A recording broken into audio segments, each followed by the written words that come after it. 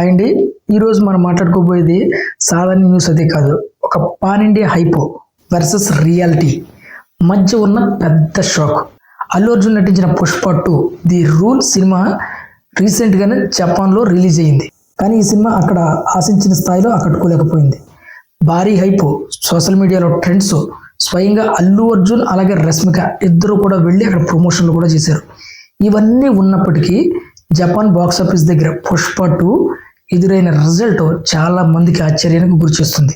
జపాన్లో మొదటి రోజు పుష్ప 2 అమ్మిన టికెట్లు ఎంతో తెలుసా? కేవలం 886 టికెట్లు మాత్రమే.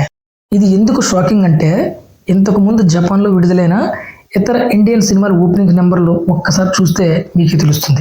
First RRR 8.23K, second Saaho 6.51K, third కల్కి 3.7K, 4 Pathan 2.22K, 5 Salar 2.20K, 6 జవాన్ 1.96K, 7 రంగస్థల 1.61K, 8 Devara 1.55K, 9 Baahubali the conclusion 1.38K, 10 tiger 3 1.30K, 11 Dangal 1.26K, 12 KGF 1 KGF 2 1.09K, 13 Brahmastra 1.01K, 14 Pushpa 2 the rule 886.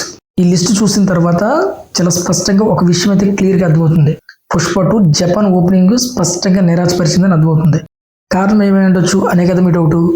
Japan audience టేస్ట్కు తగినటువంటి కంటెంట్ ఈ సినిమాలో లేకపోయి ఉండొచ్చు, లేకపోతే RRR లాంటి ఎమోషనల్ విజువల్తో కూడినటువంటి ఇంపాక్ట్ ఈ సినిమాలో లేకపోయి ఉండొచ్చు.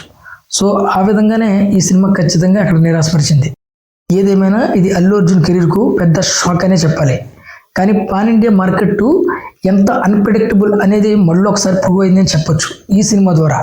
మరి మీ అభిప్రాయం ఏంటి? పుష్ప 2 కనీసం వాళ్ళ ప్రమోషన్ ఖర్చులైనా రికవర్ చేస్తుందా లేదా? కింద కమెంట్ సెక్షన్లో కమెంట్ చేయండి, నేను కూడా తెలుసుకుంటాను. మరొక వీడియోతో మళ్ళీ మీ ముందుకు వస్తాను. అంతవరకు బాయ్.